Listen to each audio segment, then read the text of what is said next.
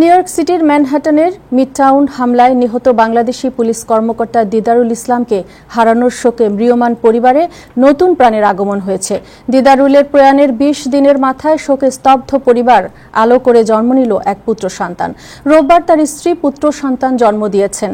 এ খবরটি পেয়ে city mayor Eric Adams মরহুম ডিটেকটিভ দিদারুলের সদ্য জন্ম নেওয়া নবজাতক সন্তান ও পরিবারকে হাসপাতালে দেখতে গিয়ে জানান, দিদারুলের পরিবার নিউ ইয়র্ক সিটির অংশ, তাদের সাথে আমাদের অঙ্গীকার অব্যাহত থাকবে।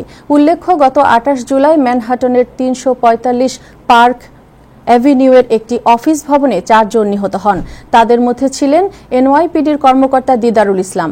সে সময় তার স্ত্রী ৮ মাসের অন্তঃসত্ত্বা ছিলেন। তার আরও ২ পুত্র সন্তান রয়েছে।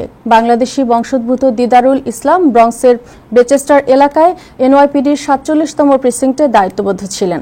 ৩.৫ বছরের কর্মজীবনে তিনি সহকর্মীদের কাছে ছিলেন সৎ ও নিবেদিত প্রাণ পুলিশ কর্মকর্তা। নিউ ইয়র্ক সিটিতে দায়িত্ব পালন করে নিহত প্রথম বাংলাদেশি পুলিশ সদস্য তিনি। মৃত্যুর পর তাকে মরণোত্তর পদোন্নতি দিয়ে ডিটেকটিভ পদে উন্নীত করা হয়েছে।